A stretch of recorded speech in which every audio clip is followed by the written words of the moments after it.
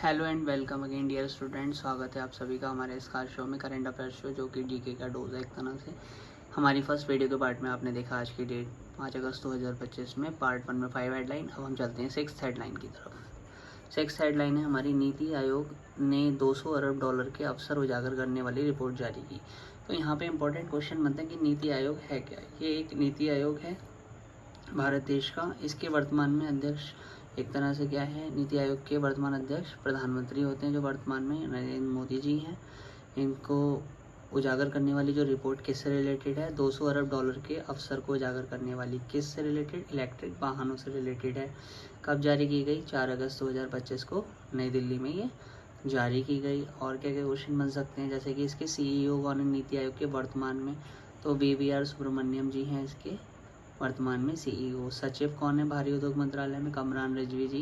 प्रतिष्ठित फेलो नीति आयोग के श्री OP अग्रवाल जी। सुरेंद्र सिन्हा कौन है, कार्यक्रम निदेशक, जो E-मोबिलिटी नीति आयोग के कार्यक्रम निदेशक हैं। भारत ने कब तक का लक्ष्य रखा है, तो आंसर होगा 2030 तक का लक्ष्य रखा है। 30% इलेक्ट्रिक वाहन बिक्री का लक्ष्य निर्धारित किया गया है। भारत में EV बिक्री 2016 से 50,000 से बढ़कर 2024 में 2.08 मिलियन हो गई है। ऐसे ही काफ़ी ज़्यादा बढ़ोतरी हो रही है। 2020 में भारत की EV पैठ वैश्विक स्तर केवल 1/5 थी, लेकिन 2024 में यह 2/5 से अधिक हो गई, जो तेज़ी से हो रही प्रगति को दर्शाता है 2024 में। और वैश्विक EV बिक्री 2016 में 9.18 लाख से बढ़कर 2024 में 1.878 करोड़ तक पहुंची। तो काफ़ी ज़्यादा अच्छी रिपोर्ट है। भारत का काफ़ी ज़्यादा अच्छा प्रोत्साहन रहा रिपोर्ट को ब्लूप्रिंट के फॉर्म में एक तरह से विकसित करने में। चलते हैं नेक्स्ट हेडलाइन की तरफ। नेक्स्ट हेडलाइन है हमारी रिलेटेड परीक्षा पे चर्चा। तो परीक्षा पे चर्चा जैसे कि PM मोदी जी करते हैं, तो ये किससे रिलेटेड है, परीक्षा पर चर्चा 2025। तो इसमें मेन इंपॉर्टेंट न्यूज़ बनती है 3.53 करोड़ रजिस्ट्रेशन के साथ यहाँ पे क्या है, वर्ल्ड रिकॉर्ड बना है। कितने करोड़ रजिस्ट्रेशन हुए इसमें, 3.53 करोड़। और क्या क्वेश्चन बन सकते हैं, चलते हैं इंटरेस्टिंग फैक्ट्स की तरफ। केंद्रीय शिक्षा मंत्री कौन है भारत में वर्तमान में, तो इसका आंसर होगा धर्मेंद्र प्रधान। इलेक्ट्रॉनिक्स एवं सूचना प्रौद्योगिकी मंत्री कौन है भारत में, जो रेल और सूचना प्रसारण मंत्री से रिलेटेड है, अश्विनी वैष्णव। इलेक्ट्रॉनिक्स एवं IIT राज्य मंत्री कौन है, जितिन प्रसाद। शिक्षा एवं इलेक्ट्रॉनिक्स मंत्रालयों के वरिष्ठ अधिकारी आदि, ये जितने भी नाम बताए मैंने, ये सब उपस्थित रहे इस आयोजन के दौरान। यह मान्यता गिनीज वर्ल्ड रिकॉर्ड के आधिकारिक निर्णायक ऋषिनाथ द्वारा प्रमाणित की गई। मतलब प्रमाणित किसने की, तो निर्णायक का नाम है ऋषिनाथ जी। अब इससे क्या फ़ायदा हुआ, साल 2018 में आरंभ हुई परीक्षा पर चर्चा आज एक वैश्विक मंच बन चुकी है। तो ये कब शुरू करी गई थी, ये पूछा गया 2018 में। 2025 संस्करण में इस कार्यक्रम में 21 करोड़ से अधिक दर्शकों ने इसे विभिन्न मीडिया प्लेटफॉर्म पे देखा। तो ये भी इम्पोर्टेंट बनता है। और NEP नेशनल एजुकेशन पॉलिसी राष्ट्रीय शिक्षा नीति 2020 से समरसता बनाए रखे हुए है, जो किस पर जोर देती है, रटंत पढ़ाई के स्थान पे तनाव मुक्त अनुभवात्मक आनंदमय शिक्षा पर बल देती है। और क्या क्या क्वेश्चन बन सकते हैं, जैसे कि NCERT की full form national council of education research and training. NCERT का मुख्यालय कहाँ स्थित है, जो कि CBSE central board of secondary education का बोर्ड है।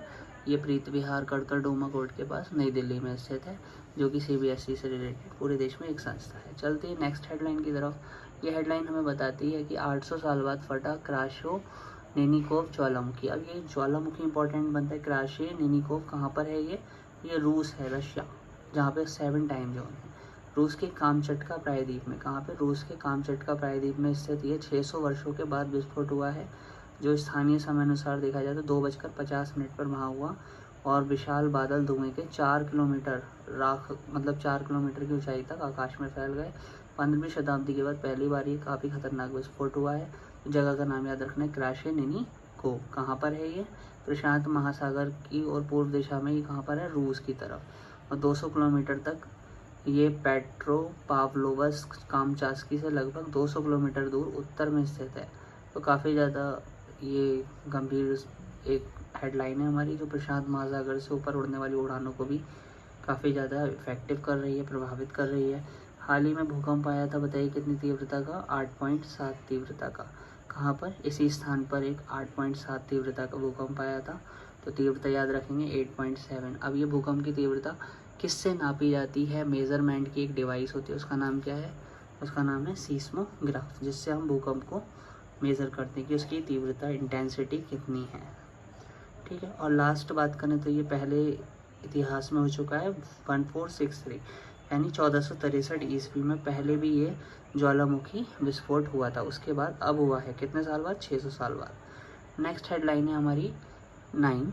हेडलाइन नंबर 9 में लिखा है फिच ने फाइनेंशियल ईयर 26 के लिए भारत जीडीपी दर का अनुमान 6.3% किया। मतलब वृद्धि की दर जीडीपी की घटा दी और 6.3% किसने किया, फिच ने। फिच एक रेटिंग एजेंसी है। इसने 1 अगस्त 2025 को जारी नवीनतम India corporate credit trends report में फाइनेंशियल ईयर 25-26 के लिए 6.3% जीडीपी कर दी, जो पहले कितनी थी 6.4% अनुमानित थी, अब 6.3% कर दी गई है। जीडीपी की फुल फॉर्म गुड्स एंड, बताइए जीडीपी की फुल फॉर्म क्या होगी, ग्रॉस डोमेस्टिक प्रोडक्ट इसकी फुल फॉर्म होती है। और आगे चलते हैं और किस तरह के क्वेश्चन बनेंगे इससे। जैसे फिच ने अमेरिका द्वारा घोषित 25% शुल्क टैरिफ पर चिंता जताई, जो 7 अगस्त 2025 से लागू होंगे। तो किस देश ने चिंता जताई, फिच ने अमेरिका द्वारा घोषित। और क्या बात कर सकते हैं इसमें, और क्या क्वेश्चन बनेंगे। आईटी की फुल फॉर्म इंफॉर्मेशन टेक्नोलॉजी बनती है, जो कंप्यूटर से रिलेटेड है। आईटी का हब है भारत में बेंगलोर। कर्नाटका, जिसकी कर्नाटक राज्य है, कर्नाटक की कैपिटल क्या है, बेंगलोर। ये आईटी फील्ड से रिलेटेड है। नेक्स्ट हेडिंग है 9th के बाद 10th हेडिंग में क्या लिखा हुआ है सामने, एलटीआई माइंड्री को आयकर विभाग से मिला 811 करोड़ रुपए का पैन 2.0 प्रोजेक्ट। तो पैन कार्ड जैसा होता है इसी तरीके से इसका प्रोजेक्ट बना हुआ है। कितने करोड़ कीमत है इसकी, आयकर विभाग के द्वारा बताई गई है 811 करोड़। तो 811 करोड़ रुपए का ये प्रोजेक्ट है, किससे रिलेटेड है उसके बारे में आगे चर्चा करते हैं। ये पैन 2.0 इसको नाम दिया गया है। आर्टिफिशियल इंटेलिजेंस के थ्रू इसमें काफ़ी हेल्पफुल है। टीटीएस से रिलेटेड, टीटीएस जो टैक्स वगैरह कटते हैं उनसे रिलेटेड है ये। और क्या इंपॉर्टेंट फैक्ट्स बनते हैं ये कि किसके द्वारा ये शुरू किया गया, एलटीआई माइंड्री का नाम सामने आता है, किसके द्वारा, आयकर विभाग से। अमाउंट कितनी, 811 करोड़। तो ये बनते हैं important facts of this headline. So next headline हम पार्ट 3 में डिस्कस करेंगे। तब तक के लिए बने रहिए, stay tuned with us to connect our offline batches. Call 8218803059. Okay, thank you. Stay tuned with us and subscribe my channel.